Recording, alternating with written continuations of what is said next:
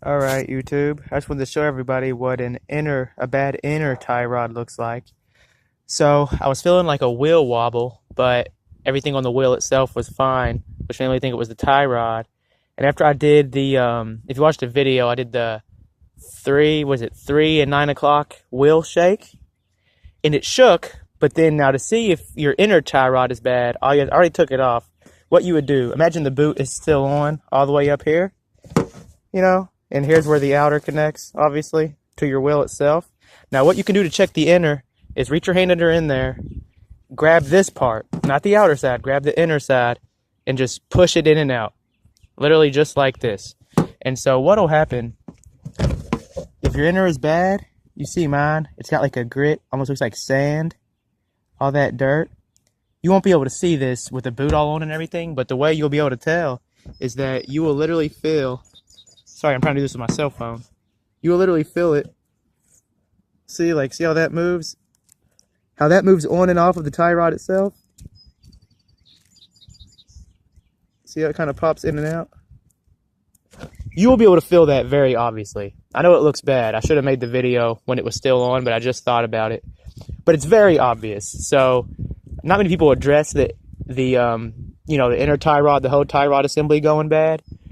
But that's the way to do it for sure. While take the wheel off, but leave everything assembled still, the outer and the inner. Leave all that on still. I just have this off because I didn't need to put it back on because it's trashed.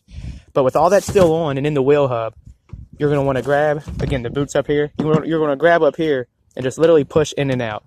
And now if it's popping like that, that shouldn't happen. Like the one I put in was a salvage tie rod that I replaced it with, and it didn't even do that. And it still barely moved. And yeah, obviously you can see how this one is very free balling. Like, you get a brand new one, it's stiff. It doesn't move around very much at all. But even a salvage one still barely moved. So, if it's just like limp like that, that's no big deal. But you feel it popping in and out, that's no good. And then once I removed it, that's when I found, where is it at? I removed it, found, I don't know if you can see it, there's a big hole right there. The grease came out, the obvious, you'll see, that's what everyone says to look for. But then I found that was crunched up, and you just see, it's literally like dirt and grime in there. See that brown, that light brown khaki color? And obviously, this is on a 2002 Corolla, but I think it's a pretty universal thing. And now, the thing about the inner tie rod is once you've already got the outer off, but you were going to take off anyway, replacing the inner is, for me, even simpler. Like, getting the outer off of here was a complete pain in the ass. The worst part is getting this nut off here, so that's going to take you, you'll just be hating life while you're dealing with that. But honestly, if you're just getting a new one, you could leave this on, destroy the boot and take it off if you're getting a new part that's going to have like a new boot and all that kind of shit. And then the tie rod tool will go over this nut. So you don't even need to take that off, honestly. Again, you can, but it's not really necessary. And then you're going to take it to get in alignment anyway. Tell the guys, hey, adjust this or, whatever. They should do it. So that wouldn't even be a major issue for you. And I see a lot of misinformation about this. You can get an inner tie rod removal tool at AutoZone, and it does have the crow's feet. Now, the crow's feet is an attachment that goes over almost like a hook like this.